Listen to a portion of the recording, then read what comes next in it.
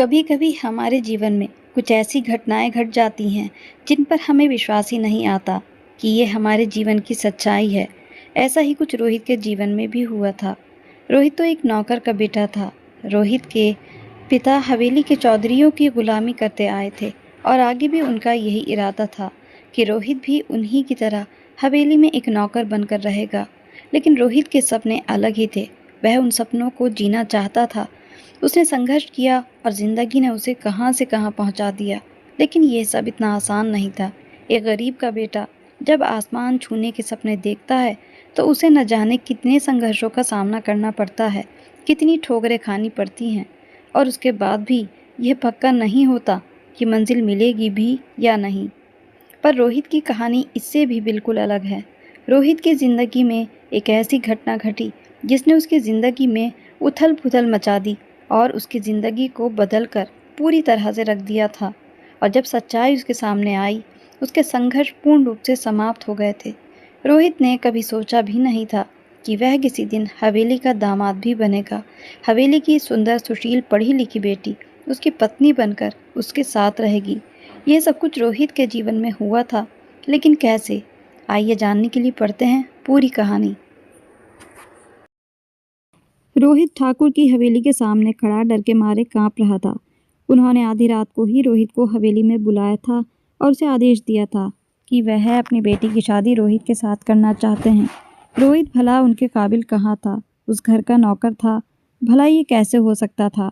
ठाकुर साहब की अमीर और नाजों से पली बेटी के सामने रोहित की कोई हैसियत ही कहाँ थी? ठाकुर की बेटी उनके सामने खड़ी रोए जा रही थी और ठाकुर ने उसके खूबसूरत चेहरे पर कालिक लगा दी थी। वह उसे यही कहते जा रहे थे कि तूने हमारी इज्जत खाक में मिला दी है। काश जिस दिन तू पैदा हुई थी मैं उसी दिन तेरा गला दबाकर मार देता। वह गुस्से में पता नहीं अपनी बेटी को क्या क्या बोले जा रहे थे। फिर उन्होंने अपनी बेटी की शादी हवेली के नौकर रोहित के साथ करके उसको रोहित के हवाले कर दिया और रोहित उसे अपने साथ अपने कच्चे घर में ले आया। एक दिन ठाकुर की बेटी ने एक बात रोहित से कही तो रोहित की तो जैसे जान निकल गई। रोहित के पिता राजेश और माँ सुष्मिता थी। दोनों ही हवेली में नौकरी करते थे। उसकी दो बहनें थीं। रोहित के पिता ठाकुरों की हवेली में नौकरी करते थे और बदले में ठाकुर उनको थोड़े बहुत पैसे देते थे और राशन डलवा दिया करते थे। यूं ही जिंदगी का पहिया चल रहा था। रोहित ने सोच लिया था कि मैं कभी भी इन लोगों की गुलामी नहीं करूँगा, क्योंकि रोहित बचपन से ही यह सब देखता आ रहा था। अब वह बड़ा हो चुका था और उसकी नज़र में ये सब गलत था। उन लोगों ने अपनी ज़मीनों पर रोहित के माता पिता और उनके जैसे बाकी घरों के लोगों को लगभग गुलामों की तरह रखा हुआ था। वह सारा दिन वहाँ पर गधे घोड़ों की तरह काम करते थे और दिन को उन्हें एक समय का खाना दिया जाता था और फिर महीने बाद पैसे दिए जाते थे, जिससे बड़ी मुश्किल के साथ उनका गुजर बसर होता था और ठाकुर खुद फसल से मोटा पैसा कमाते थे। एक दिन रोहित के पिता ने उससे कहा, बेटा मैं चाहता हूँ तुम पढ़ लिख जाओ ताकि फिर तुम्हें हवेली पर मुंशी की नौकरी मिल जाए। रोहित को अपने पिता की यह बात बहुत बुरी लगी थी। हालांकि वह इतना बड़ा भी नहीं था, लेकिन फिर भी उसके दिल में यह इच्छा थी कि मैं बहुत बड़ा आदमी बन जाऊंगा और अपने माता पिता को यहाँ से दूर ले जाऊंगा। तो रोहित ने अपने पिता से कहा कि पिताजी, मैं ठाकुरों की हवेली पर जाकर काम कभी भी नहीं करूँगा। उसके पिता ने कहा, बेटा वह अच्छे लोग हैं, वरना कभी तुम दूसरे गांव वालों के साथ रहो तो उनका रूप देखो तो तुम्हें ऐसा लगेगा कि हम जन्नत में रह रहे हैं। उस समय रोहित की माँ ने उसे चुप रहने का इशारा किया तो रोहित चुप हो गया और फिर रोहित उठकर वहाँ से बाहर चला गया। रोहित अपने दोस्तों के साथ खेलने जाया करता था और देखता था वहाँ पर ठाकुरों के बच्चे भी खेलने आते थे, लेकिन वह साफ और अच्छे खूबसूरत कपड़ों में होते थे। उनके पास नए नए तरह के खिलौने होते थे, जबकि गरीब लोगों के बच्चे बस वह सब देखते रहते थे, क्योंकि वे जानते थे कि हम मर भी जाएं तो भी ये खिलौने कभी नहीं खरीद सकते। रोहित का सारा बचपन हसरतों और ख्वाहिशों में ही गुजर गया था। हालांकि दूसरे गांव वालों की तरह उनके गांव का ठाकुर इतना जालिम नहीं था, लेकिन फिर भी रोहित को वह लोग अच्छे नहीं लगते थे, क्योंकि जब वह देखता था कि उसकी माँ सारा दिन हवेली में काम करती रहती हैं। और एक दिन जब रोहित अपने पिता के साथ डेरे पर चला गया था, जहाँ पर ठाकुर सारा दिन अपने चेलों के साथ बैठा पिता और उसके जैसे लोग जो वहाँ पर काम करते थे उन पर या तो हुक्म चलाता रहता था या उन्हें दुत्कारता रहता था। रोहित ने अपनी माँ से पूछा, माँ, जब हम पढ़ लिख जाते हैं तो उसके बाद क्या हमारी सब इच्छाएं पूरी हो जाती हैं? वह सब हमें मिल जाता है जो हम चाहते हैं? तो उसकी माँ ने उसकी तरफ मुस्कुराते हुए देखा और कहा, बिल्कुल ऐसा ही है। जब तुम पढ़ लिख जाओगे तो फिर तुम्हें बहुत अच्छी नौकरी मिल जाएगी और चाहो तो तुम पैसे इकट्ठे करके कोई कारोबार भी कर सकते हो और फिर तुम जो चाहोगे और जैसा चाहोगे वैसा ही होगा। दुनिया की हर चीज़ तुम्हारे कदमों में होगी। और फिर पता नहीं क्या सोचकर रोहित ने अपनी माँ से कहा, माँ, मैं हवेली में कभी भी नौकरी नहीं करना चाहता, जबकि पिताजी मुझे यही कहते हैं कि जब तुम पढ़ लिख जाओगे तो चाचा की तरह मैं तुम्हें हवेली पर मुंशी रखवा दूंगा। जबकि आप तो जानती हैं कि चाचा के साथ वहाँ पर बिल्कुल भी अच्छा बर्ताव नहीं किया जाता। इसकी वजह शायद यह थी कि रोहित वहाँ पर उन लोगों के साथ होता हुआ बर्ताव देख चुका था जो सारा दिन उनकी नौकरी चाकरी करते रहते हैं, मगर फिर भी उनका हर पल डांटते और ज़रा ज़रा बातों पर दुत्कारा जाता था। रोहित की माँ ने उसकी बात सुनकर हाँ में सिर हिलाया और कहा कि रोहित, तुम बिल्कुल ठीक कह रहे हो। तुम्हारे पिता को लग रहा है कि अगर हम लोगों ने अपनी औलादों को भी उनकी सेवा के लिए नहीं भेजा तो यह ठाकुरों के साथ विश्वासघात होगा। जबकि इस चीज़ की तुम बिल्कुल चिंता ना करो और तुम अपने पिता को कुछ भी नहीं बताओगे। तुम चुपचाप अपनी पढ़ाई पर ध्यान दो और उसके बाद जब तुम बहुत अच्छी तरह पढ़ लिख जाओगे तो देखना, तुम्हें शहर में ही कोई बहुत अच्छी नौकरी मिल जाएगी और फिर तुम वहाँ पर ही छोटा सा घर ले लेना और वहाँ पर ही रहना। तो रोहित ने अपनी माँ की तरफ देखा और कहा, मैं वहाँ पर अकेला रहूँगा। लेकिन रोहित कहने लगा, मैं आपको छोड़कर कहीं भी नहीं जाऊँगा। तो रोहित की माँ ने कहा, बेटा, यह सब बात की बातें हैं, देखी जाएगी। तुम पहले अपनी पढ़ाई पर ध्यान दो। जब तुम पढ़ लिख जाओगे तो उसके बाद तुम फैसला करना। जबकि रोहित को क्या पता था कि किस्मत और समय उसके लिए कुछ और ही तय किए बैठा है।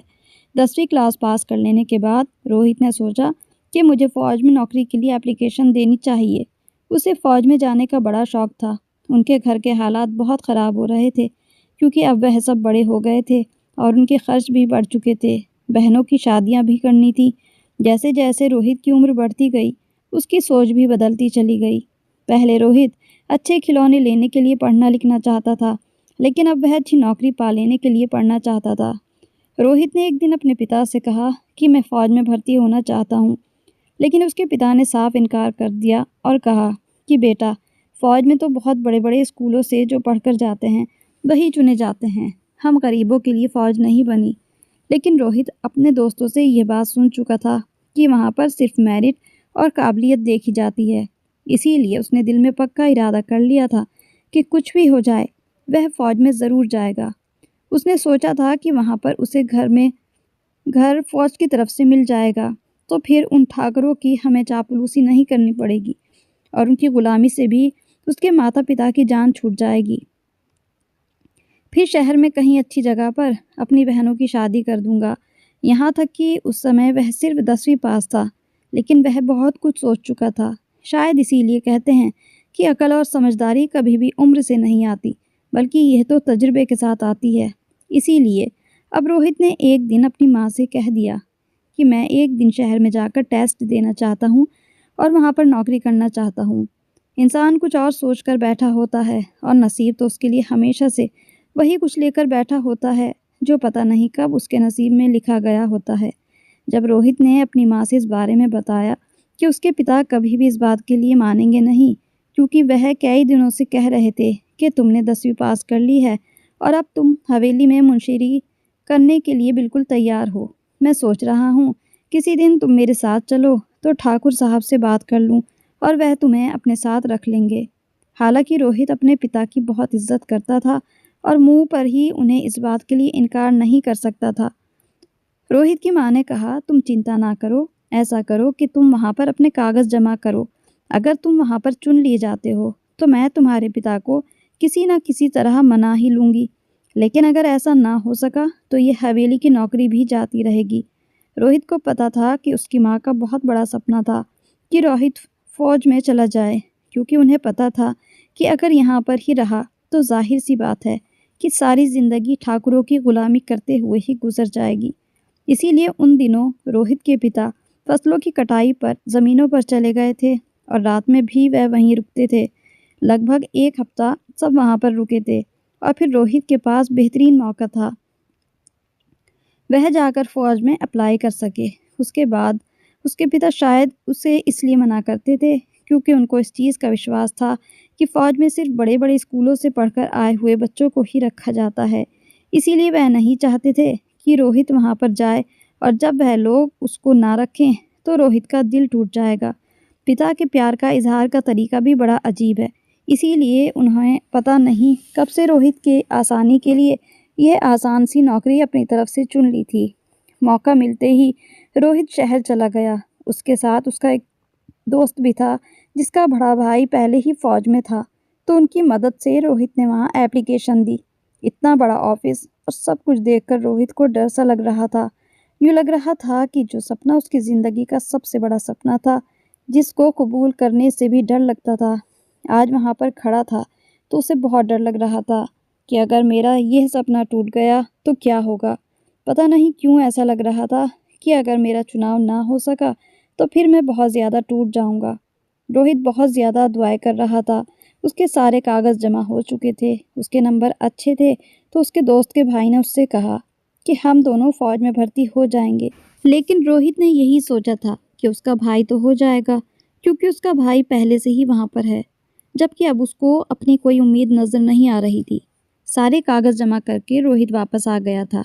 जब वह घर में आया तो उसकी माँ और बहनें बड़ी बेचैनी से उसका इंतज़ार कर रही थी। उन्हें तो ये लग रहा था कि शायद अभी ही रोहित कोई खुशखबरी लेकर आया होगा। रोहित की माँ ने उससे कहा, क्या हुआ? रोहित ने कहा, उन्होंने कहा है कुछ दिनों बाद वह लेटर भेजेंगे, अगर उनको मैं समझ में आ गया तो ज़रूर भेजेंगे। अब रोज़ ही रोहित की माँ और बहनें उसके लिए बहुत प्रार्थनाएं करती थी और ख़ुद रोहित भी गांव के रास्ते पर बैठ जाता था कि शायद डाकिया आ जाए। और एक दिन डाकिया सचमुच आ गया। रोहित भागकर उसके पास गया और कहा, क्या लाए हो? तो उसने कहा कि यहाँ कोई रोहित नाम का लड़का रहता है, उसके लिए एक लेटर है। जब रोहित ने उस लेटर को खोला तो रोहित की आंखें फटी की फटी रह गईं। उसकी आंखों से आंसू बह निकले थे। रोहित का वहाँ पर सिलेक्शन हो गया था और उसे यकीन ही नहीं आ रहा था। जब रोहित घर पर आया और अपनी माँ को यह खुशखबरी सुनाई तो सब खुशी से रोने लगे थे। वैसे भी एक गरीब परिवार के लिए ये बहुत बड़ी बात थी। रोहित की माँ ने सारे मोहल्ले में मीठा बांटा तो रोहित ने अपनी माँ से कहा, आपको इस मामले में इतनी जल्दी नहीं करनी चाहिए थी। उन्होंने कहा, मेरे लिए ये बहुत बड़ी बात है, मैंने मन्नत मांगी थी। रोहित कहने लगा, मुझे आपकी खुशी बहुत अच्छी तरह समझ आ रही है, लेकिन आप यह बात भी तो सोचिए कि अभी पिताजी को कुछ भी पता नहीं है और उनको अगर पता चलेगा तो पता नहीं क्या होगा। वे पता नहीं जाने भी देंगे या नहीं। तो माँ ने कहा कि बेटा, अपने पिता की चिंता ना करो, उनको मैं समझाऊंगी। जब शाम को रोहित के पिता आए तो उनका घर पर सभी के चेहरे खिले खिले नज़र आ रहे थे, लेकिन रोहित काफ़ी परेशान हो गया था कि पता नहीं अब उसके पिता क्या करेंगे। जब उसकी माँ ने पिता को यह बात बताई तो उन्होंने इस बात का विश्वास ही नहीं किया था, बल्कि यही कहा था कि तुम लोगों को कोई गलतफहमी हुई है। रोहित ने वह लेटर निकाल कर अपने पिता के सामने रखा, लेकिन क्योंकि वह पढ़े लिखे नहीं थे तो वह पढ़ नहीं सके थे। इसीलिए बस उन्होंने ये कह दिया था कि बेटा, मैं तुमसे यही कहता हूँ कि वहाँ पर मत जाओ, क्योंकि वहाँ की नौकरी बहुत ज़्यादा मुश्किल होती है। तुम्हारी भी वहाँ की नौकरी करना बहुत मुश्किल हो जाएगा। इसीलिए मैंने यहाँ तुम्हारी ठाकुरों की हवेली में ही नौकरी की बात की थी। रोहित ने उनके दोनों हाथों को थाम लिया और कहा, मैं जानता हूँ कि आपने मेरे भले के लिए ही किया जो भी कुछ किया, लेकिन क्या आपको मुझ पर विश्वास नहीं है? उन्होंने फ़ौरन रोहित की तरफ देखा और कहा, कैसी बातें कर रहे हो बेटा? मुझे तुम पर पूरा यकीन है, बल्कि मुझे तो गर्व भी हो रहा है कि सब लोग कहा करते थे कि फ़ौज में सिर्फ अमीर लोगों के बच्चे ही रखे जाते हैं, लेकिन तुमने साबित कर दिया कि तुम बहुत काबिल हो। इसी वजह से तो तुम्हें वहाँ पर सिलेक्शन हो गया है। तो मुझे क्यों गर्व नहीं होगा?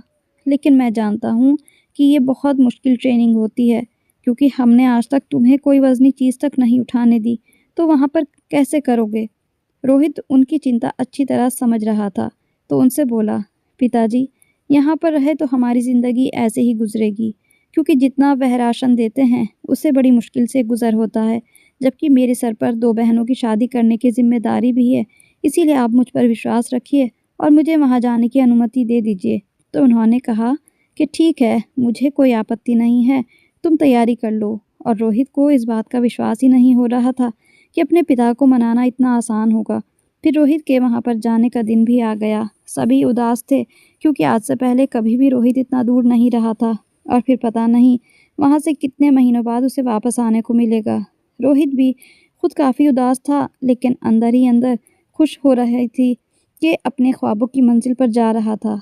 लेकिन उसे क्या पता था कि वहाँ जाकर उसे क्या मिलने वाला है और यह सपना किस तरह टूटने वाला है। रोहित वहाँ पर चला गया, अपनी आंखों में बहुत सारे सपने सजाए। सोचा था कि बस अब हमारी किस्मत बदल जाएगी। वहाँ पर जाकर बाकी जितने भी टेस्ट हुए वह सारे पास करता चला गया, जो उसके माता पिता और बहनों की दुआओं के नतीजे में संभव हो पाया था।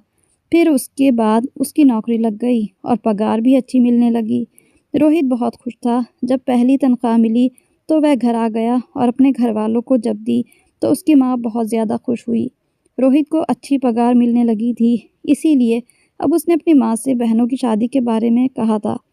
हालांकि रोहित अपनी फैमिली को अपने साथ रखना चाहता था, लेकिन उसकी माँ ने कहा कि वहाँ पर तुम्हारी बहनों की शादी करना बहुत मुश्किल हो जाएगा।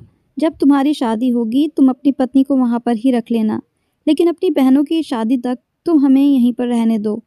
रोहित को उनके फैसले से कोई आपत्ति नहीं थी। रोहित अपनी नौकरी पर फिजूल खर्ची बिल्कुल भी नहीं करता था और सारे पैसे अपनी माँ को भेज दिया करता था। फिर एक दिन उसकी बहन का कहीं से रिश्ता आ गया तो उसकी माँ ने रोहित से कहा कि आकर तुम भी लड़का देख लो। और इस तरह सबको रिश्ता पसंद आ गया और रोहित की बहन की बात वहाँ पर पक्की हो गई। इत्तेफाक से उनका दूसरा बेटा भी था तो दूसरे के लिए भी रोहित की दूसरी बहन पसंद आ गई और इस तरह से दोनों बहनों की वहाँ पर शादी पक्की कर दी गई। जिंदगी यूं ही बहुत खूबसूरती के साथ गुजर रही थी और फिर लगभग 1.5 साल गुजर गया। रोहित की दोनों बहनों का दहेज लगभग पूरा हो चुका था। फिर रोहित की दोनों बहनों की शादी बहुत अच्छे से धूमधाम से हो गई थी। रोहित बहुत खुशी महसूस कर रहा था कि उसने अपने पिता का बोझ बांट लिया और यही उसकी ज़िंदगी की सबसे बड़ी कामयाबी थी। रोहित इस पर बहुत ज़्यादा खुश था। एक बार वह घर गया तो उसकी माँ ने कहा कि बेटा, मैं चाहती हूँ अब तुम्हारी भी शादी कर दी जाए। तो उसने कहा कि माँ, मेरा भी शादी का कोई इरादा नहीं है। उन्होंने कहा कि बेटा, हम भी बूढ़े हो चले हैं, इसीलिए मैं चाहती हूँ कि हम अपने हाथों से तुम्हारे सर पर सेहरा सजाएं। रोहित कहने लगा, माँ, आपकी इच्छा मैं भी पूरी करना चाहता हूँ, लेकिन मैं सोच रहा था कि हम बचपन से ही इस कच्चे मकान में रहते आए हैं। एक बार आप दोनों या तो मेरे साथ चलो या फिर मैं यह घर अच्छी तरह से दोबारा से बनवा दूँ। उसके बाद आप जहाँ चाहे मेरी शादी कर देना। रोहित अच्छी तरह से जानता था कि हर माँ की तरह उसकी माँ का भी अरमान था, वह सपना था कि बेटे की जल्दी ही शादी कर दी जाए। लेकिन उन दिनों कुछ और ही किस्मत रोहित के लिए तय करके बैठी हुई थी कि उसके पिता को दिल का दौरा पड़ा और उनकी मौत हो गई। रोहित के लिए पिता की मौत एक बहुत बड़ा सदमा था। उसके पिता उनके परिवार के लिए बहुत ज़्यादा ज़रूरी थे। अचानक सिर से पिता का साया उठ जाने से रोहित के घर में उदासी और वीरानी छा गई थी। हालांकि रोहित की बहनें अभी अपने पिता के दुख में अपनी माँ के साथ थीं, लेकिन फिर भी अब एक समस्या थी कि जब बहनें चली जाएंगी तो रोहित की माँ घर पर बिल्कुल अकेली हो जाएगी। इसीलिए रोहित ने कहा कि वह अपनी नौकरी छोड़ देगा। उसकी यह बात सुनकर उसकी माँ ने उसके सिर पर प्यार से हाथ फेरते हुए कहा कि बेटा, सुख दुख हमारी ज़िंदगी का हिस्सा है और हमें हमेशा दुख की घड़ी से लड़ना ही पड़ता है। तुम्हारी नौकरी पर जाना बहुत ज़रूरी है, तुम चले जाओ, मैं यहाँ पर रह लूँगी। लेकिन रोहित ने इनकार कर दिया और कहा कि माँ, आपको अकेला यहाँ पर नहीं छोड़कर जाऊँगा। उनका अपना गांव है तो कोई चिंता नहीं थी, लेकिन फिर भी माँ के लिए वह बहुत ज़्यादा परेशान था। लेकिन उसकी माँ ने उसे विश्वास दिलाया था तो वो वापस अपनी ड्यूटी पर चला गया। लेकिन उसे लगातार उनकी चिंता लगी रही। उसने सोचा कि क्यों ना यहाँ पर मैं एक क्वार्टर ले लूँ। इसीलिए उसने एक एप्लीकेशन दी थी और फिर उसकी बहनें उधर माँ का बहुत ख्याल रख रही थी। कुछ दिनों एक बहन आकर माँ के पास रहती थी, कुछ दिनों के लिए दूसरी बहन आकर रह जाती थी। इस तरह सब मिलकर एक दूसरे की परेशानी बांट रहे थे। लेकिन समय के साथ परेशानियां ख़त्म होने का नाम ही नहीं ले रही थी।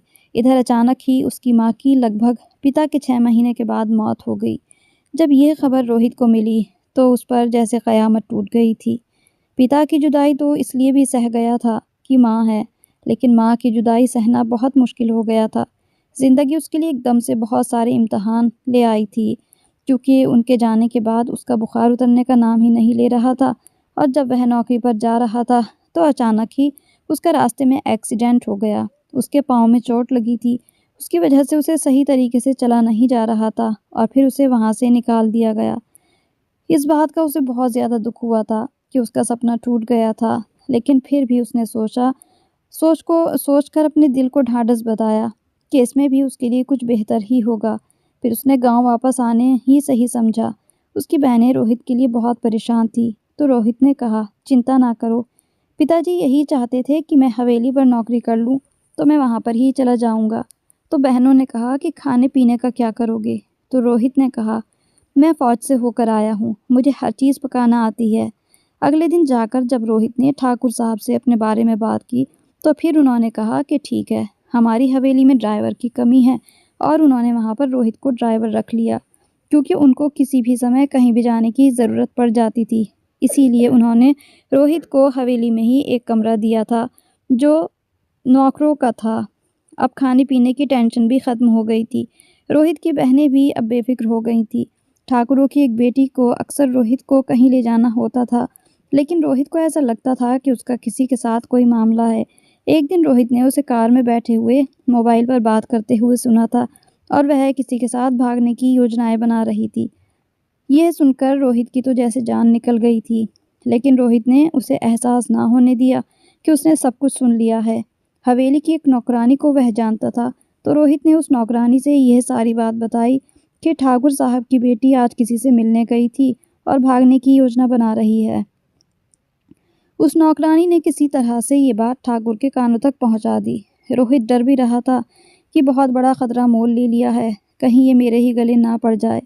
लेकिन फिर उसने सोचा कि मैंने ठाकुर साहब के साथ अपनी वफादारी निभाई है। उनकी बेटी श्रेया को पसंद करने लगा था, लेकिन अगले दिन ठाकुर साहब ने रोहित को अपने पास बुलाया। जब रोहित वहां पहुंचा तो ठाकुर साहब बड़े गुस्से में लग रहे थे।